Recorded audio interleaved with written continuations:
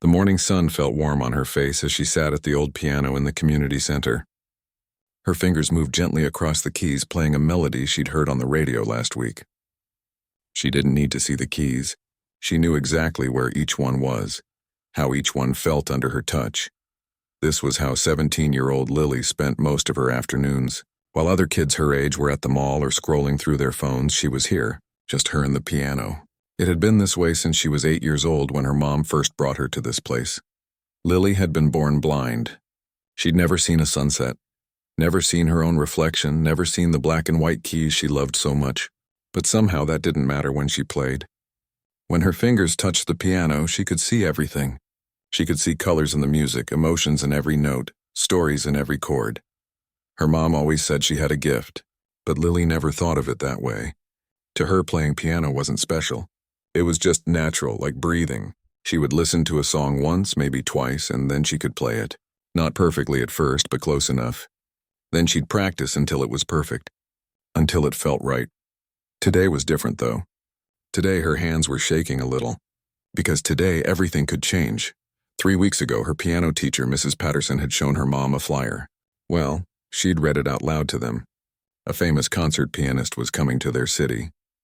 His name was Vincent Sterling, and he was known all over the world. He'd played in the biggest concert halls, won countless awards, and now he was offering something rare. A masterclass. Just 12 students would be selected to learn from him for an entire week. Mrs. Patterson thought Lily should audition.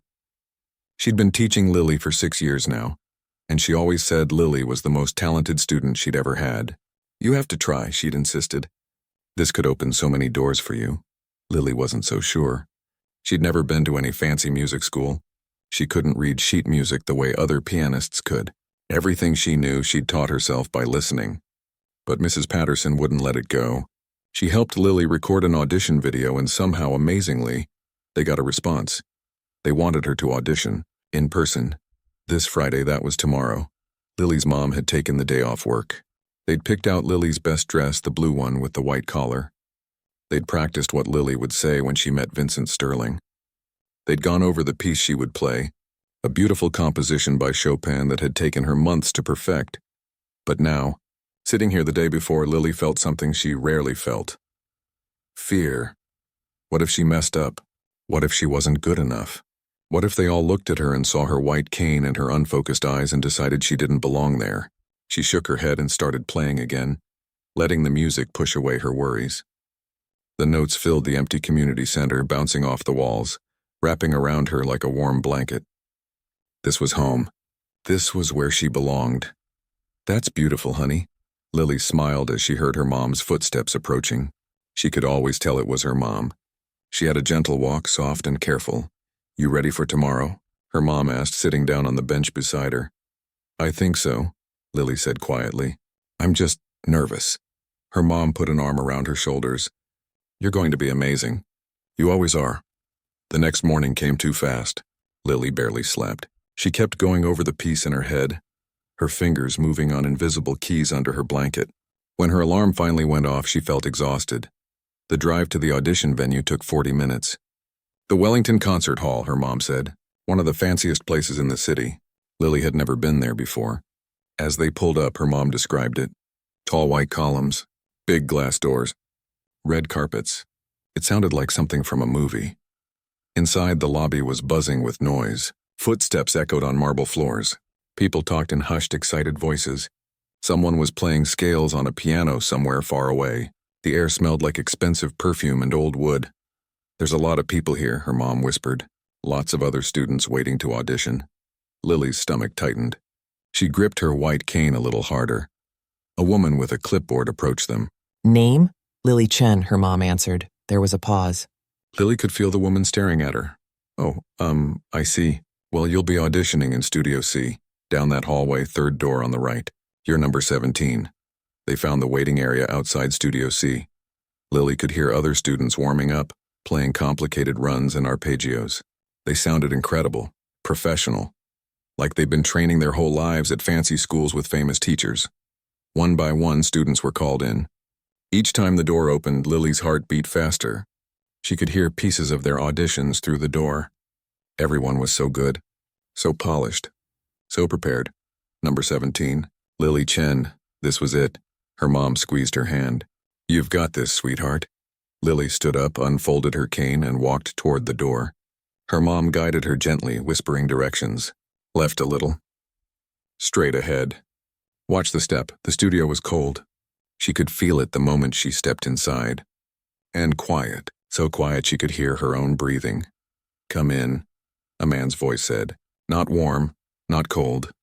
Just businesslike. That must be Vincent Sterling, the famous pianist, the man who could change her life. Lily walked forward carefully, her cane tapping on the smooth floor. She could sense people in the room. Several of them. Watching her. She heard whispers. This way, another voice said, younger, female. Someone took her elbow and guided her toward the piano. Lily's hands found the bench, then the edge of the piano. The keys. Home. She took a breath and prepared to sit down. Wait. Vincent Sterling's voice cut through the silence. Sharp. Final. Lily froze. I'm sorry, he said, and he did sound sorry but also firm. But this masterclass requires students to sight-read complex pieces. New compositions. Works they've never heard before. I don't think this is appropriate for you. The words hit her like cold water. For a moment she couldn't breathe. Excuse me? Her mom's voice from somewhere behind her. Shocked. Angry. I understand she's talented, Vincent Sterling continued, but this program is very demanding.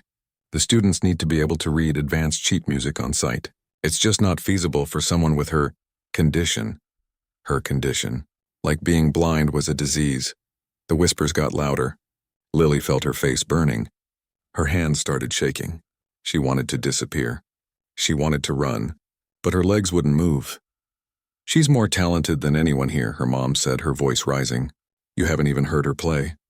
I'm sorry. My decision is final. Someone took Lily's arm again, guiding her away from the piano. Away from her dream. She let them lead her, too shocked to resist, too humiliated to speak. The walk out of that building was the longest walk of her life. She could feel everyone staring, could hear their whispers following her down the hallway, through the lobby, out those big glass doors. Her mom didn't say anything until they got to the car. Then Lily heard her crying, quiet sobs that she was trying to hold back. That's when Lily's own tears came. Hot and angry and heartbroken, she cried all the way home, her dreams shattered before she'd even had a chance to prove herself. That night, she couldn't sleep.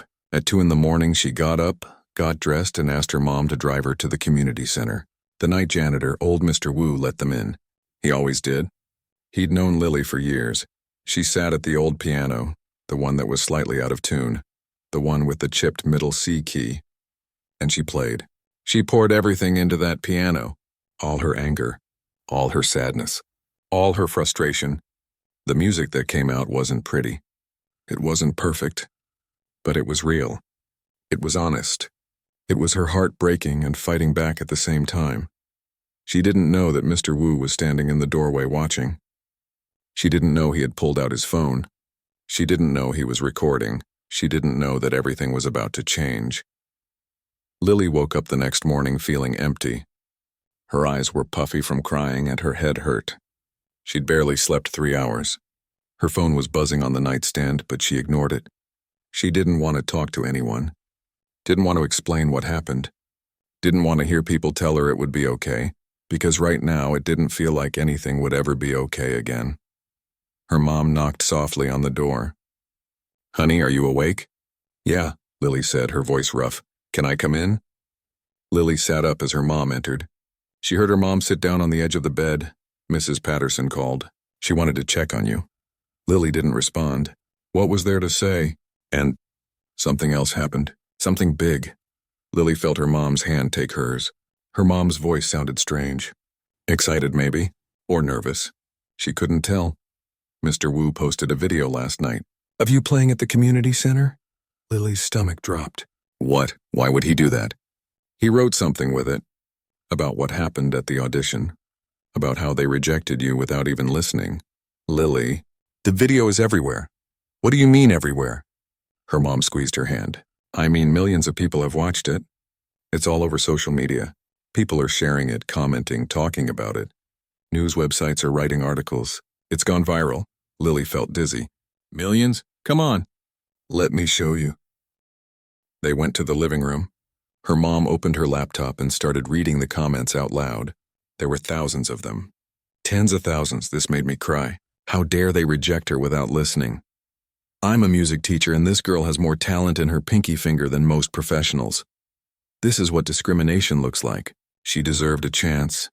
I've been playing piano for 20 years and I can't play like this. Shame on Vincent Sterling. The comments went on and on. People were angry. People were moved. People were demanding that Vincent Sterling apologize. Some famous musicians had even shared the video, talking about how wrong the rejection was. Her mom scrolled to another post. Look at this one. This pianist has 3 million followers. He wrote, "This young woman's playing brought tears to my eyes. Being blind doesn't make you less of a musician. Sometimes it makes you more of one. Vincent Sterling should be ashamed." Lily didn't know what to feel. Part of her was embarrassed.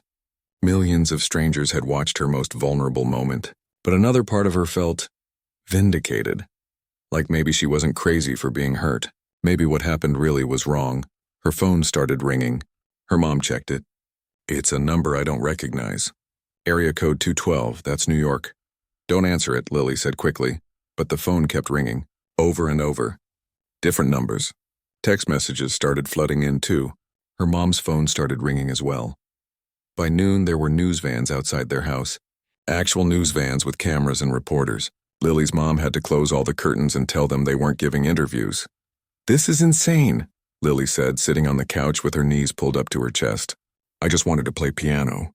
I didn't want any of this. I know, sweetheart. But maybe this is a good thing. Maybe now people will understand that what happened to you was wrong." The doorbell rang. Then someone knocked. Hard. "I'll get it," her mom said. "Stay here." Lily heard the door open. Heard her mom gasp, "Mrs. Chen? My name is Victoria Park. I'm Vincent Sterling's publicist. May I please come in? We need to talk." Lily's heart started pounding. Vincent Sterling's publicist was at their door. Her mom let the woman in. Lily could hear expensive heels clicking on their floor. Could smell strong perfume. The woman sat down in the armchair across from the couch. "First, let me say that Mr. Sterling is deeply sorry for what happened," Victoria said. Her voice was smooth, practiced. Like she did this for a living, which Lily supposed she did. "He recognizes that he made a mistake, a serious error in judgment. He should be sorry," Lily's mom said coldly. "He is, and he wants to make it right. He's asked me to personally deliver an invitation to Lily." Lily felt her breath catch. "An invitation?" "Mr. Sterling is performing at the Riverside Theater next Saturday. It's a sold-out show. 2,000 seats. He would like Lily to perform with him. Not just attend, perform, as his guest artist." The room went completely silent. Lily felt like she couldn't breathe. "Perform at the Riverside Theater? With Vincent Sterling? You're joking," her mom said. "I'm not. Mr. Sterling believes this is the right thing to do. He wants to publicly acknowledge his mistake and showcase Lily's talent. The performance would be televised. It would reach millions of viewers. So this is about his image," Lily's mom said sharply. "About making himself look good after the backlash." Victoria paused. "I won't lie to you, Mrs. Chen. Yes, this would help repair Mr. Sterling's reputation. But that doesn't make the offer less genuine. This is an opportunity most young pianists would never get. A chance to perform on one of the biggest stages in the country." Lily's mind was racing. Part of her wanted to say no. Wanted to tell Vincent Sterling to leave her alone. He'd humiliated her. Why should she help him fix his mistake? But another part of her, the part that lived and breathed music, was screaming yes. This was the Riverside Theater. This was a real concert. A real audience. Everything she'd ever dreamed about. "Can we think about it?" her mom asked. "Of course. But I need an answer by tomorrow morning. We need time to prepare, to promote the appearance, to coordinate everything." After Victoria left, Lily and her mom sat in silence for a long time. "What do you want to do?" her mom finally asked. "I don't know," Lily whispered. "Part of me wants to say no. To make him regret what he did. That's fair. But Mom, this is everything I've wanted. A real stage. A real performance. People actually listening to me play. Not because they feel sorry for me, but because they want to hear the music." Her mom was quiet for a moment. "You don't owe him anything, you know. You don't have to help him fix his reputation. I know. But maybe I'm not doing it for him. Maybe I'm doing it for me." That night Lily couldn't sleep again. But this time it wasn't because of sadness. It was because her mind wouldn't stop spinning. What would she play? What would she wear? What if she messed up in front of 2,000 people? At midnight her phone rang.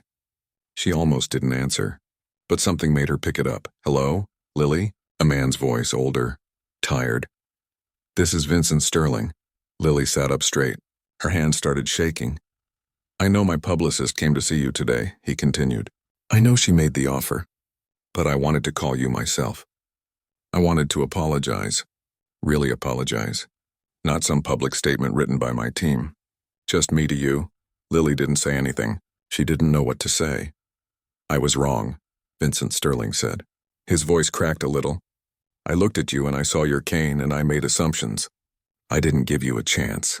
I didn't listen. And that goes against everything I believe in as a musician. Music isn't about what you can see. It's about what you can feel, what you can express. And I forgot that. Lily felt tears building up again, but these were different tears. I'm not calling to pressure you, he continued. If you never want to see me again, I understand. I deserve that. But if you do decide to perform, I promise you it won't be about me. It'll be about you, about your talent, about showing the world what I was too blind to see. The irony of that last word wasn't lost on Lily. Too blind to see. I'll do it, she heard herself say. You will? Yes, but not for you, for me. Because I deserve to be on that stage. Because I'm good enough. Because someone should have given me a chance a long time ago. Vincent Sterling let out a breath. You're absolutely right. Thank you, Lily. I promise you won't regret this. After she hung up, Lily sat in the dark for a long time. Her heart was pounding. Her mind was racing. She was terrified, but she was also excited. More excited than she'd been in her entire life. She had 1 week to prepare. 1 week to choose her pieces. 1 week to practice. 1 week to get ready for the performance that could change everything. The next morning, she called Mrs. Patterson. They had work to do. The week flew by in a blur. Lily practiced 8 hours a day, 10 hours some days. Her fingers were sore. Her back ached. But she didn't stop. She couldn't stop. She was going to walk onto that stage and prove to everyone, especially to Vincent Sterling, that she belonged there. She decided on 2 pieces. First, Beethoven's Moonlight Sonata, a piece written by a composer who himself had lost his hearing. It felt right, like a statement, a connection to someone else who'd made music despite their disability. Second, something she'd never done before. An original composition, something she'd written herself. She called it Unseen Light. It started dark and painful, representing the rejection. Then it slowly built into something beautiful, something hopeful, something that said, you tried to silence me, but you failed. The night before the performance, Lily couldn't eat. Her stomach was in knots. Her mom tried to get her to have some soup, but she could only manage a few bites. You're going to be amazing, her mom said, hugging her tight. What if I'm not? What if I mess up? Then you mess up. And you keep playing. That's what musicians do. Lily nodded, but her hands wouldn't stop shaking. Tomorrow everything would change. One way or another, after tomorrow, her life would never be the same. The morning of the concert, Lily threw up twice. Her mom held her hair back and rubbed her shoulders, not saying anything. What was there to say? In 12 hours, Lily would be standing on stage in front of 2,000 people, plus however many would watch on television. The thought made her stomach turn again. I can't do this, Lily whispered, sitting on the bathroom floor. Mom, I can't. Yes, you can, her mom said firmly. You've been playing piano for 9 years. You know these pieces backwards and forwards. You could play them in your sleep. That's different. That's just me and the piano. This is everyone watching, everyone judging. What if they think I'm not good enough? What if they think Vincent Sterling only invited me because of the video? What if they think it's all just pity? Her mom was quiet for a moment. Then she said, Lily, look at me. Lily turned her face toward her mom's voice, even though she couldn't see her. You are not going on that stage because people pity you. You're going because you're talented, because you've worked hard, because you deserve to be there. And anyone who thinks otherwise? That's their problem, not yours. Lily took a shaky breath. Okay, I can do this. But as the day went on, the fear didn't go away. It sat in her chest like a heavy stone. Mrs. Patterson came over to help her practice one last time. They ran through both pieces 3 times each. The Beethoven was perfect, flawless. But the original composition, Unseen Light, was harder. More emotional. More personal. Every time Lily played it, she felt like she was ripping her heart out and putting it on display. "It's beautiful," Mrs. Patterson said, her voice thick with emotion. "Lily, this is the most beautiful thing you've ever created. You really think so?" "I know so. When you play this tonight, there won't be a dry eye in that theater." At 4 o'clock, a black car arrived to take them to the venue. Lily wore the dress her mom had bought for her, deep purple silk that felt smooth and expensive. Her mom had done her hair in soft curls and put on just a little makeup. "You look like a princess," her mom said, and Lily could hear the tears in her voice. The drive to the Riverside Theater took 30 minutes. Lily's hands were sweating the entire way. She kept wiping them on her dress, then feeling guilty about it. This dress probably cost more than her mom made in a week.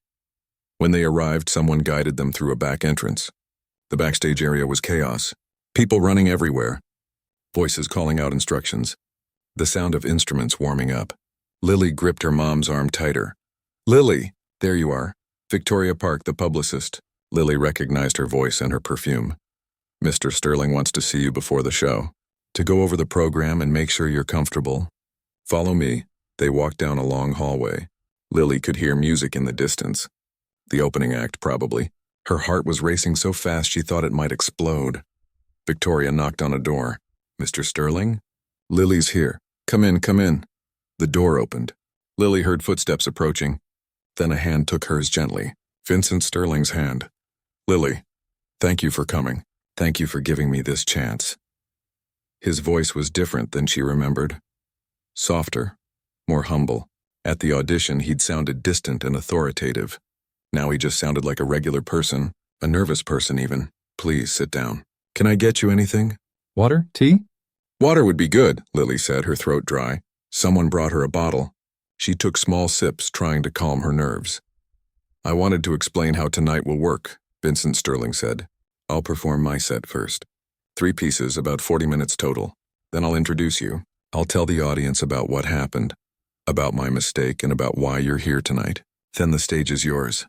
Lily nodded, not trusting her voice. "You'll play the Beethoven first, yes?" "Yes, then my original piece. Unseen Light. Beautiful title." He paused. "Lily, I want you to know something. When I watch the video of you playing that night at the community center, I see something I haven't seen in years. Pure raw emotion. No pretense. No performance. Just honest music. That's rare. That's special. Don't lose that tonight. Don't try to be perfect. Just be you." Lily felt tears building up. She blinked them back. "Okay, you're going to be wonderful. I know it." A knock on the door. "Mr. Sterling?" 5 minutes, and that's my cue." He squeezed her hand. "I'll see you out there." After he left, Lily and her mom sat in silence. The opening act finished. The crowd applauded. Then everything went quiet. Lily heard footsteps on the stage above them. Vincent Sterling walking out to perform. For the next 40 minutes, Lily sat backstage and listened. She couldn't see him, but she didn't need to. She could hear every note, every emotion. Vincent Sterling was incredible. His technique was flawless, his interpretation masterful. This was why he was famous. Why people paid hundreds of dollars to hear him play, and in less than 5 minutes she would have to follow that. The thought made her want to run. To disappear, to tell everyone this was a mistake and she couldn't do it. But then she remembered what Mrs. Patterson always told her. Music isn't a competition. It's a conversation. You're not trying to be better than anyone. You're just trying to tell your story. Vincent Sterling finished his set. The applause was thunderous. It went on and on. Lily could feel the floor vibrating from the sound. Then the applause faded. It got quiet. Too quiet. "Thank you." Vincent Sterling's voice echoed through the theater. "Tonight is a special night for me. A humbling night. Because I want to tell you about a mistake I made. A mistake that I'm ashamed of." Lily listened as he told the story. He didn't sugarcoat it, didn't make excuses. He told them exactly what happened. How he'd rejected her without listening. How his assumptions had blinded him. How wrong he'd been. "I learned something important from this experience," he said. "I learned that talent has nothing to do with what we can see. It has everything to do with what we can feel, what we can express, what we can create." And the young woman I'm about to introduce has taught me that lesson better than anyone." Lily's hands were shaking. Her mom squeezed her shoulder.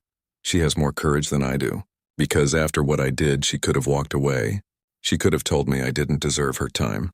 But instead, she chose to be here tonight, to show all of us what real music sounds like. Please join me in welcoming the extraordinarily talented Lily Chen." The applause started. Someone took Lily's arm. A stage manager, probably. "Ready?" No, Lily thought. "I'm not ready. I'll never be ready." But she stood up anyway. She unfolded her cane, and she walked toward the stage. The walk felt endless. Every step echoed. She could feel the heat of the stage lights even before she stepped out. Could feel 2,000 pairs of eyes on her. The applause got louder as she appeared. She couldn't tell if it was encouraging or just polite. Her heart was hammering so hard she thought everyone could hear it. Vincent Sterling took her hand. "You've got this," he whispered. Then he guided her to the piano bench and stepped away. The applause faded. The theater went silent. So silent Lily could hear her own breathing, could hear the rustle of programs, could hear someone cough in the back row. She was alone on stage, just her and the piano, like always, like it had always been. Her hands found the keys. They were cool and smooth under her fingers, familiar, like old friends. She took one deep breath, then another, and then she began to play. The first notes of Beethoven's Moonlight Sonata filled the theater, soft and haunting and melancholy. Her fingers moved across the keys like they had a mind of their own. She wasn't thinking anymore, wasn't worrying. She was just playing, just feeling, just letting the music flow through her. The first movement was slow and emotional. She played it the way Beethoven wrote it, simple and pure and heartbreaking. She could feel the audience holding their breath, could feel them leaning forward in their seats, could feel them listening, really listening. The second movement was lighter, almost playful, a brief moment of hope before the storm. Then came the third movement, fast and furious and passionate. Her fingers flew across the keys. She played with everything she had. Every ounce of pain from the rejection, every bit of joy from this moment, every feeling she'd kept bottled up inside. When the final chord faded away, there was a moment of absolute silence. Then the theater erupted. People were on their feet, applauding, cheering. The sound washed over her like a wave. Lily felt tears streaming down her face, but she didn't care. She'd done it. She'd actually done it. But she wasn't finished yet. She waited for the applause to fade. Then she spoke into the microphone beside the piano. Her voice shook a little, but she didn't care about that either. "Thank you. The next piece I'm going to play is one I wrote myself. It's called Unseen Light. It's about being rejected, about feeling invisible, but it's also about finding your voice anyway, about proving that you exist, that you matter, that you belong." She placed her hands on the keys one more time and she played her heart out. The first notes of Unseen Light came out harsh and discordant, intentionally wrong, intentionally painful. This was the rejection. This was the feeling of being turned away, of being told you don't belong, of having your dreams crushed before you even got a chance to try. Lily's fingers pressed the keys harder than necessary. The sound echoed through the theater, sharp and uncomfortable. She could feel the audience shifting in their seats. Some people probably thought she was making a mistake. But this wasn't a mistake. This was the truth. The harsh chords continued building in intensity, faster, angrier, more desperate. This was her sitting in that audition room, hearing Vincent Sterling's words. "I don't think this is appropriate for you." This was her walking out of that building, humiliated and heartbroken. This was every moment she'd ever been told she couldn't do something because of her blindness. Then slowly something changed. A single note emerged from the chaos, clear and pure. Just one note held long and steady. Then another note joined it. And another. The harsh, angry sounds began to soften, to transform, like darkness gradually giving way to dawn. This was the moment she'd sat at the old community center piano at 2 a.m. The moment she'd decided that rejection wouldn't define her. The moment she'd chosen to keep playing even when it hurt, even when it felt impossible. The melody built slowly, carefully, each note deliberate and purposeful. It wasn't rushed. It wasn't trying to prove anything. It was just honest, raw, real. Lily felt tears on her cheeks, but she didn't stop playing. She couldn't stop. This piece was everything she'd never been able to say out loud. Every fear, every hope, every dream, every moment of doubt and every moment of strength. The music swelled. Not angry anymore, not painful, but powerful, triumphant. This was her standing on this stage. This was her playing for 2,000 people. This was her proving that she belonged here, that she'd always belonged here. Her fingers danced across the keys faster now. The melody soared, lifting higher and higher. She could feel the audience with her, could feel them holding their breath, could feel them understanding what she was trying to say without words. The final section of the piece was the most important. It wasn't loud or flashy. It was quiet, gentle, peaceful. This was acceptance, not just from others, but from herself. This was her saying, I am enough. I have always been enough. My blindness doesn't make me less. It makes me me. The last chord rang out softly, fading into silence like a whisper. Lily lifted her hands from the keys and sat perfectly still. Her whole body was trembling.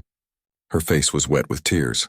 She'd just poured her entire soul into that piano, and now she felt empty, drained, but also somehow lighter than she'd ever felt. The silence stretched on.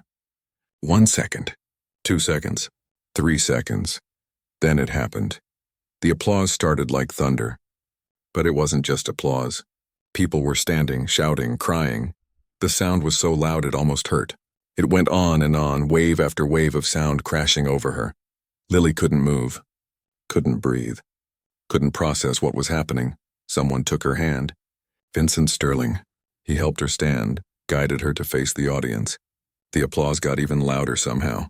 Take a bow, he whispered. Lily bowed, her legs shaking. The applause continued. It didn't stop. People were still on their feet. She could hear them calling her name. Lily, Lily, Lily? She bowed again, tears streaming down her face openly now. She didn't try to hide them. Didn't try to compose herself. This moment was too big, too overwhelming, too real. Vincent Sterling put his arm around her shoulders and spoke into the microphone. Ladies and gentlemen, Lily Chen. The applause somehow grew even louder. Lily heard her mom screaming from somewhere in the audience. That made her laugh through her tears. Finally, after what felt like an eternity, Vincent Sterling gently guided her off stage. The moment they were in the wings, Lily's legs gave out. She sat down right there on the floor, her fancy purple dress pooling around her. You did it, Vincent Sterling said, sitting down beside her. His voice was thick with emotion. My God, Lily, you did it. I don't even have words. Stage crew members were rushing past them, preparing for the finale of the show. But Vincent Sterling didn't move. He just sat there with her while she tried to catch her breath. I've been playing piano for 40 years, he said quietly. I've performed in every major concert hall in the world. I've played for presidents and queens and celebrities.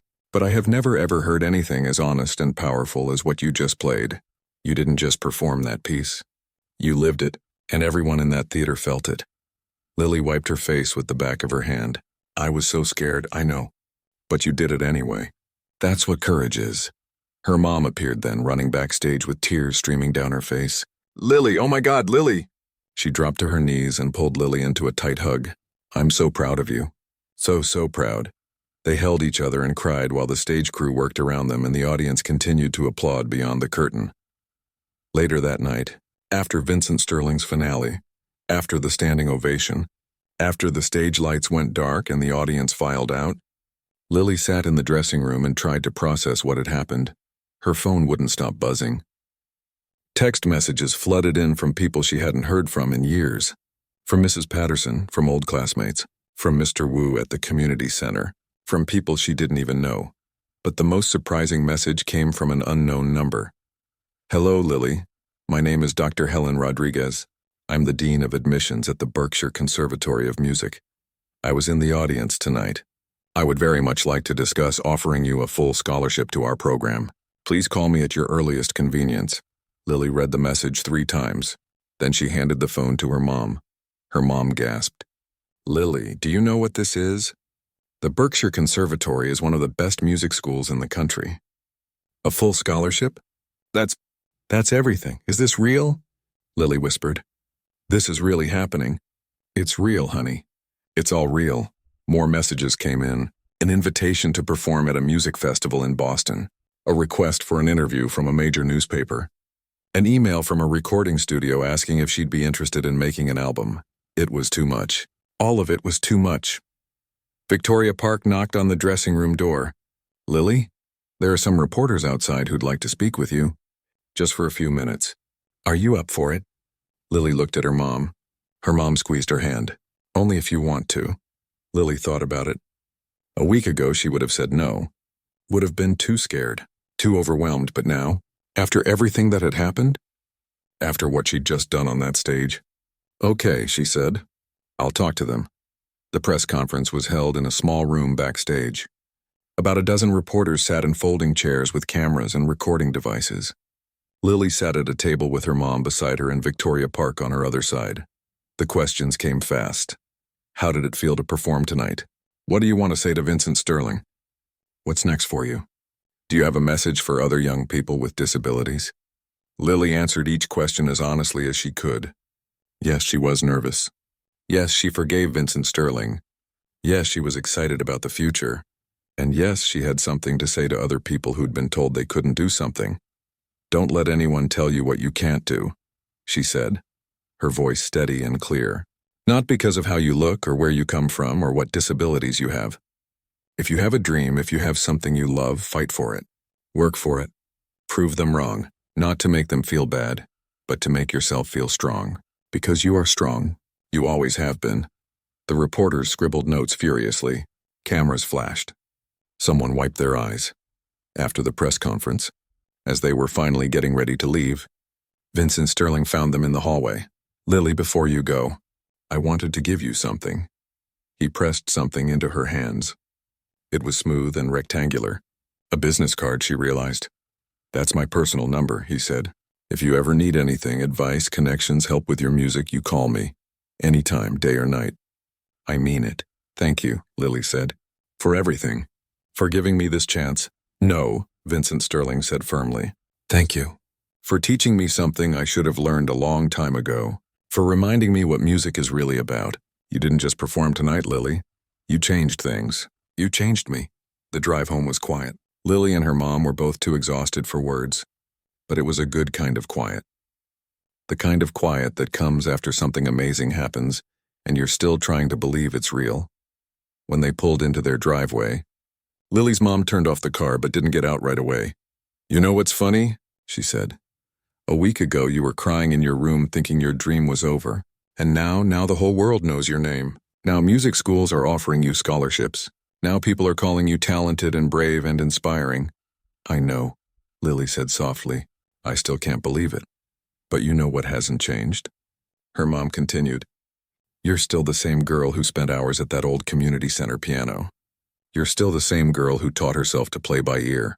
You're still my daughter who never gave up. Even when things got hard. That's who you've always been." The world just finally got to see it. Lily felt fresh tears building up, but these were happy tears. Grateful tears. "Come on," her mom said. "Let's get you inside. Tomorrow's going to be another big day." But Lily didn't move yet. She sat in the car, the night air cool on her face through the open window, and thought about everything that had happened. A week ago, she'd been rejected and humiliated. Tonight, she'd performed for thousands of people. Tomorrow, who knew what would happen? One thing was certain, though. Her life would never be the same again. The next morning, Lily woke up to her phone ringing. Again. It had been ringing all night, even though she'd put it on silent. Messages, emails, calls from numbers she didn't recognize. Everyone wanted to talk to her. Everyone wanted a piece of her story. Her mom knocked on the door and came in with breakfast. "How are you feeling?" "Tired," Lily admitted. "And kind of overwhelmed, I know, honey. But you need to eat something." "You've got a busy day ahead," Lily sat up. "What do you mean?" "Well, Dr. Rodriguez from the Berkshire Conservatory wants to meet with you this afternoon. And there's a producer from Morning America who wants you on the show next week. And Vincent Sterling's office called. He wants to know if you'd be interested in doing a joint tour with him. 3 cities, all major concert halls." Lily's head spun. "This is crazy. A month ago I was just me, playing at the community center, and now everyone wants to talk to me." That's what happens when you're talented and brave and you touch people's hearts, her mom said gently. The world noticed you, Lily. Finally. Over the next few weeks, Lily's life transformed completely. She met with Dr. Rodriguez and accepted the full scholarship to the Berkshire Conservatory. She appeared on 3 different morning shows, each time telling her story and playing a short piece. She signed with a small management company that specialized in classical musicians. And yes, she agreed to do the tour with Vincent Sterling. But the most surprising thing happened about a month after her performance. Vincent Sterling called her with an idea. Lily, I've been thinking, he said. My next master class is in 2 months, and I want you to co-teach it with me. Lily almost dropped her phone. What, co-teach? But I'm not a teacher. I'm still a student, exactly. That's why you'd be perfect. These students need to learn technique, yes, but they also need to learn what you know. That music isn't about being perfect. It's about being honest. It's about expressing something real. I can teach them the technical stuff. You can teach them the important stuff. Lily thought about it. The idea terrified her, but it also excited her. Okay, I'll do it. The master class was different from what she'd expected. 12 students just like before. But this time, when they looked at her, she didn't see pity or confusion. She saw respect, maybe even a little bit of awe. Vincent Sterling introduced her on the first day. This is Lily Chen. Some of you may have seen her performance. Some of you may have heard her story, but what you need to know is that she's here to teach you something I can't. She's here to remind you why you started playing music in the first place. The week was incredible. Lily listened to each student play and gave them feedback. Not technical feedback, Vincent Sterling handled that, but emotional feedback. You're playing the notes correctly, she'd tell them, but I can't feel anything. What are you trying to say? What do you want me to feel? One student, a girl named Priya from Mumbai, broke down crying during her session. I'm so scared all the time, she admitted. Scared I'm not good enough. Scared I'll never be as good as everyone else. Lily understood that feeling completely. Being scared is okay, she said. I'm scared all the time too. I was terrified when I performed at the Riverside Theater. But you know what I learned? Fear means you care. It means it matters to you. Don't try to get rid of the fear. Just play anyway. By the end of the week, the students sounded different. Their playing had more emotion, more personality. They weren't just performing anymore. They were communicating. On the last day, Vincent Sterling pulled Lily aside. You're a natural teacher, he said. Have you thought about making this a regular thing? Teaching? Yes, not full-time, obviously. You have your own career to build. But maybe a few master classes a year? Maybe some online lessons? There are so many young musicians who could benefit from what you have to offer. Lily hadn't thought about it before. But now that he mentioned it, she realized she loved teaching. Loved helping other people find their voice. Loved seeing them grow more confident. I'll think about it, she said. 6 months after her performance at the Riverside Theater, Lily released her first album. It was called Playing in the Dark, and it featured both classical pieces and her own original compositions. The album was meant to be a small release, just something for people who were interested in her story, but it took off. Really took off. The album hit #1 on the classical music charts within a week. Music critics praised it, calling her playing raw and authentic and emotionally devastating in the best way. Regular people bought it too, not just classical music fans. They wrote reviews saying things like, I don't usually listen to piano music, but this made me cry, and you can hear her story in every note. Lily did a small tour to promote the album. 10 cities, intimate venues, nothing too big. She was still getting used to performing in front of audiences, still learning how to handle the nerves and the pressure, but something magical happened at every show. People didn't just come to hear her play. They came to tell her their stories. After each performance, during the meet and greet, person after person would approach her with tears in their eyes. I have cerebral palsy, and your story inspired me to try painting again. My daughter is deaf, and you showed her that disabilities don't define us. I was told I'd never be a dancer because of my prosthetic leg, but after hearing you play, I'm going back to dance class. Lily realized then that her performance hadn't just been about her. It had been about everyone who'd ever been told they couldn't do something, everyone who'd ever been rejected or dismissed or underestimated. Her story had given them permission to try anyway. 1 year after the rejection that had broken her heart, Lily found herself back at the Wellington Concert Hall, the same place where Vincent Sterling had turned her away. But this time she wasn't there to audition.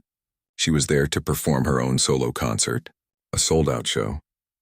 As she walked onto that stage, she thought about how much had changed.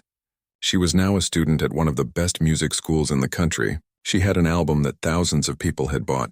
She had performed in concert halls across the country. She had inspired people she'd never even met. But more than that, she'd changed inside. She wasn't the scared 17-year-old girl who needed permission anymore. She knew she belonged on that stage. Had always belonged there. Before she started playing, she spoke to the audience.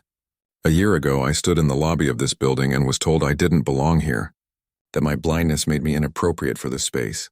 Tonight, I'm standing on this stage to tell you something important. No one gets to decide where you belong. No one gets to tell you what you're capable of. Only you get to decide that. Only you get to write your story." The audience erupted in applause. She let it wash over her, no longer scared of it, no longer overwhelmed by it, just grateful for it. Then she began to play. After the concert, Vincent Sterling found her backstage.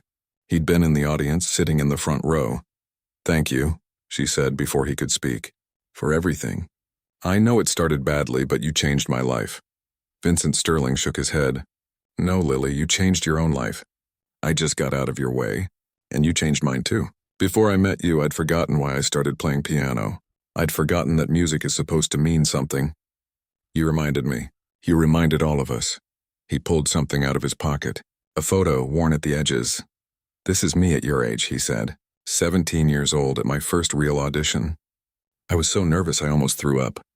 But I played anyway, and someone gave me a chance. That chance changed everything for me.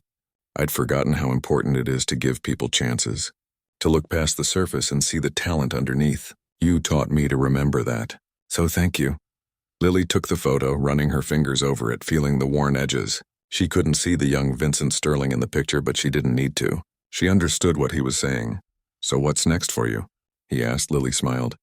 "I'm starting a foundation for young musicians with disabilities, to help them get instruments, lessons, opportunities, to make sure no one else gets turned away just because they're different."